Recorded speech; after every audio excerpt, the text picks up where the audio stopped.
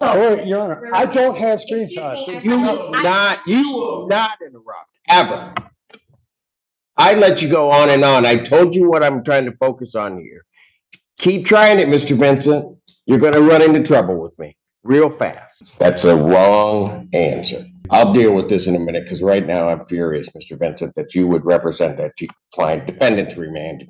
This courtroom went nuclear. Judge Simpson has seen plenty of chaos in his day, but this was different. What started as a routine bond hearing turned into a full-blown judicial explosion when one smug defense attorney pushed his luck a little too far. So here's the setup. People versus Tom Carter. A serious domestic violence case. But instead of focusing on Court calls case People versus Cameron Carter. Well, Your Honor, John Vincent on behalf of the defendant who stands to my right. All right. State your name. Come on, Carter. All right. We're going to deal with the bond hearing first and then decide if we're going to go with this case. Mr. Vincent. Well, Your Honor, is the witness here? Because that is all. I mean, all the allegations are based on her words.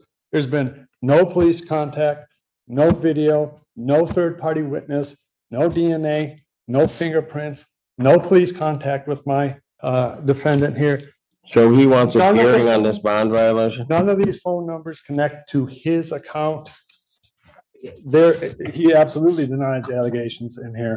There is no physical evidence, and if there is not a witness here, Your Honor, then both the underlying case should be dismissed and this alleged. I'm not even talking about the underlying case. So just deal with what I told you to deal with. All right, well, does he want a hearing on the bond violation? Absolutely, Your Honor. When are you going to have the other report? I'm not sure, but I can check on that today. I'm also waiting for the actual screenshots of the text messages that are written in the Romulus police report. And if he's saying that that's not his phone number, I can also get a search warrant as to that effect. In that police report, there are 6 phone numbers listed. The police report indicates that none of those numbers are Mr. Carter's. If there are screenshots, I have not received those screenshots. It's the first time I'm hearing that there are 2 other potential police reports out there. However, this police report says that 2 officers showed up. I don't know how a Wayne County Sheriff's Department police report would be any different than this, as far as I can see, there were no Wayne County sheriffs on the scene of this alleged incident. There's just simply no physical evidence. There's no third-party evidence. And frankly, if you read through the report. I did. Before I revoked your client's bond. Yeah, okay, well, I would hope you did.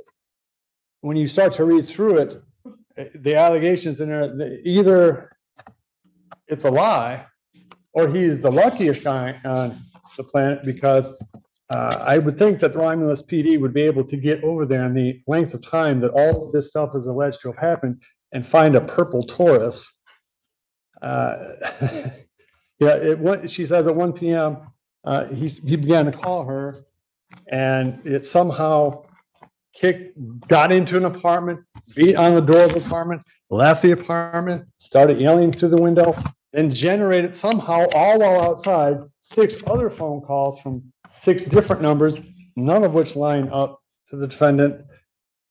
If she's not here, Your Honor, then I think that is a very, very strong indication that this is not factual. The other thing in this, Your Honor, this person alleges that he stole a gun from her in Pittsfield Township. Well, if that's the case, then shouldn't this have been a little higher priority? I think the prosecution knows that this is not accurate. There's nothing before the court today to indicate that he is guilty of what they're saying he's guilty of. If she's not here, she should have been here. There's no Romulus police officers here, not that they saw anything anyway. There's no third party in the police report. It says witnesses, none.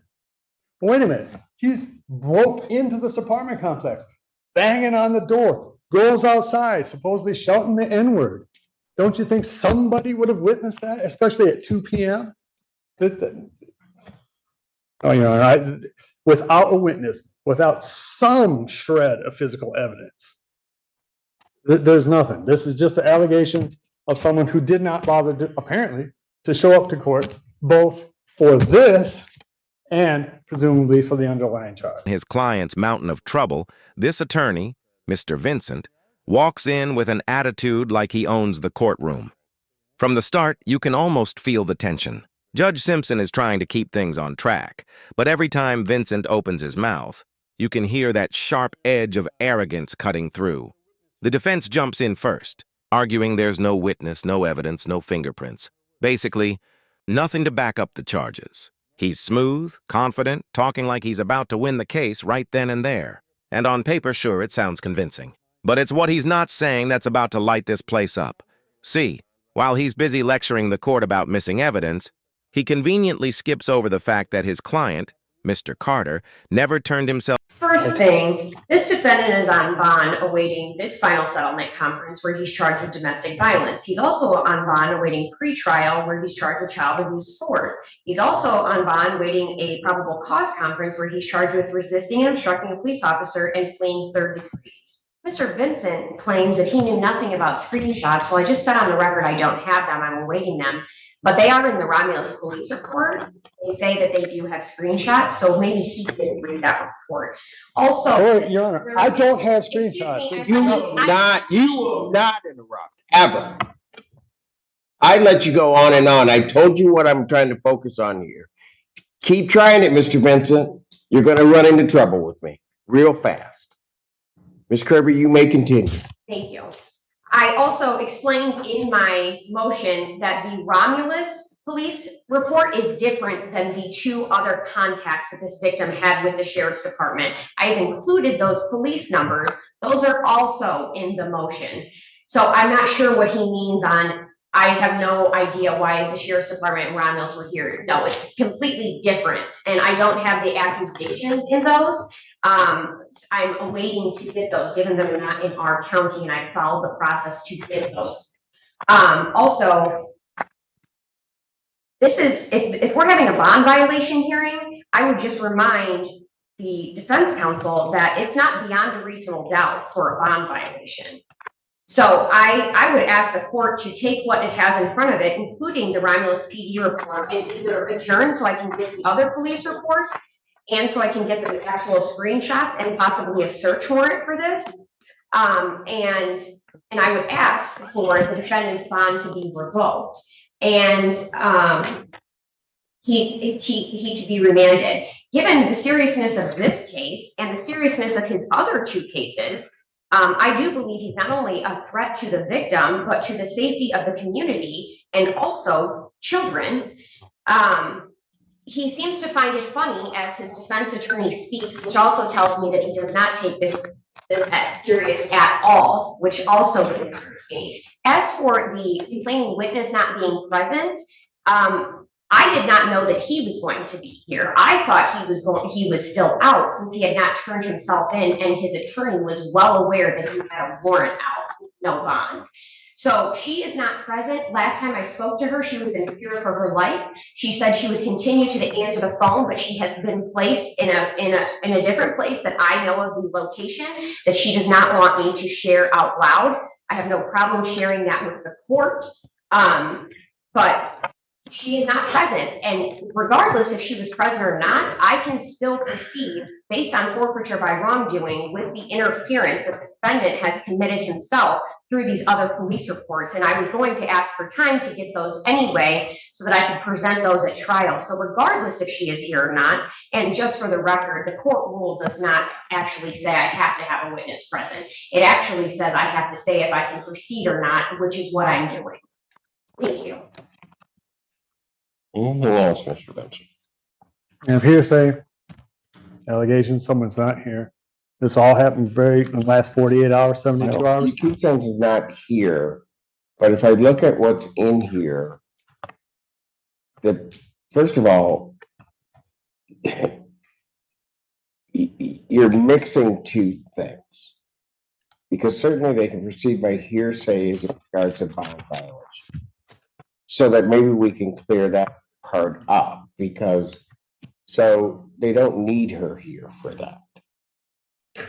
As to the final settlement conference, the people have stated to the court that they can proceed without her, if necessary, but that they also do know where she is.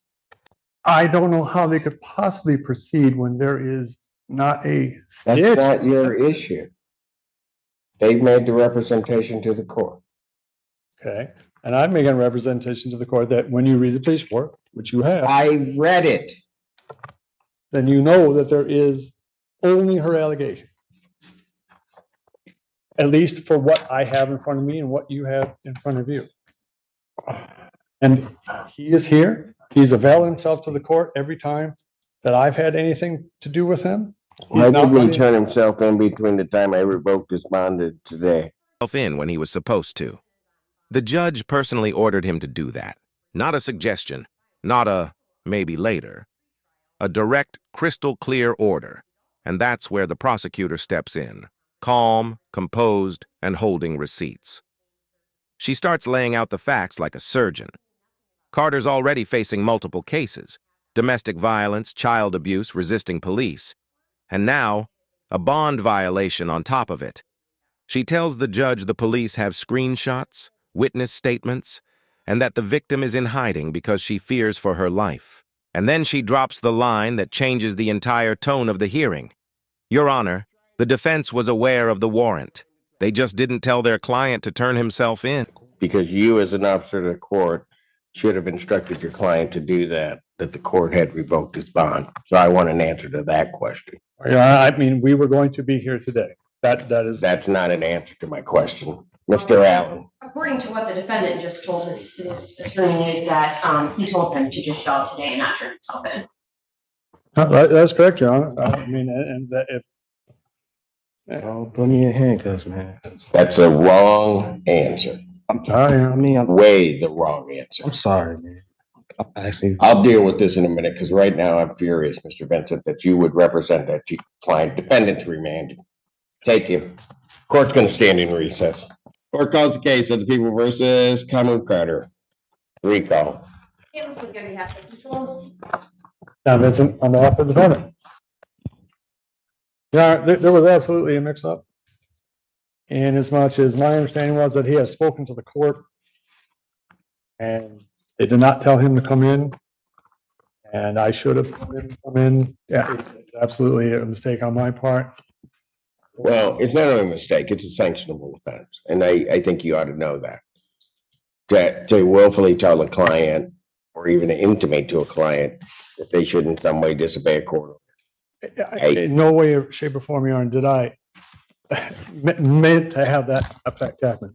My understanding was that he had seen you in person this week, and that you come to court from.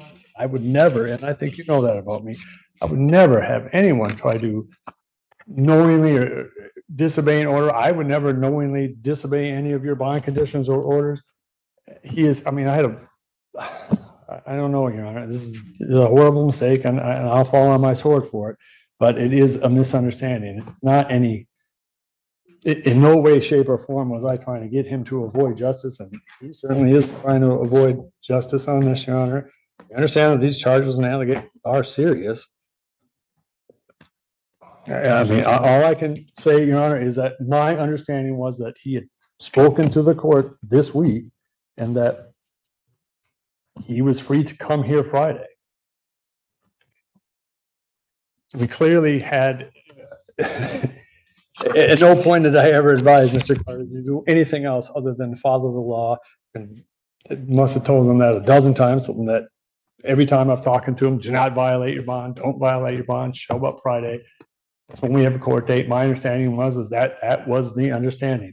And it is absolutely a snafu on my part, and I beg the court's forgiveness. You can literally see Judge Simpson's patience snap. His voice cuts through the courtroom. You will not interrupt, ever. I let you go on and on. Keep trying it, Mr. Vincent, and you're going to run into trouble with me. Real fast. Boom. That's the sound of a judge losing every ounce of patience. You could hear a pin drop after that. Even the defendant looked stunned. At this point, you can almost feel the air get heavier. The judge's face says it all. This isn't just another lawyer grandstanding. This feels like a betrayal of trust. An officer of the court ignoring a direct order. That's not just unprofessional. It's dangerous, and it's about to get even worse, because Judge Simpson's about to make an example out of this attorney in front of everyone. He has an appointment today at 2 p.m. to see Washington Community College counselor. He's trying to get his CDL so he can take care of his kids. He is working on another job. He's availed himself to court today, Your Honor. If this is bound over to jury selection, he'll be there then too. He understands this is serious, Your Honor. He's just vehement in his innocence, and I perhaps have been overzealous on my part. I meant no disrespect to you, the court, to the people. What I'm going to do in this case, because, I mean, something's got to be decided as to what was told this defendant. That may have to be resolved some other way, but the court will take whatever action it deems necessary, and I won't do that until June 26th, if I deem it appropriate to do so, because as angry as I am right now, I'm not going to make that decision on that. I will set a bond hearing in person in this case for June 26, 2023 at 9 a.m. All of the paperwork will be sent over, and we can deal with it at that point. In the interim, defendant's bond is revoked. I will adjourn the jury final settlement conference that we were going to have today, as well as the jury selection. Jury final settlement will be my next one, August 11th, 2023 at 9 a.m. Jury selection, August 14th, 2023 at 8:30. Defendant's remanded. Yeah, my echo.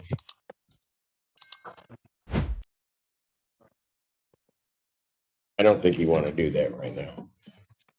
I am just. Your Honor, you know I did not.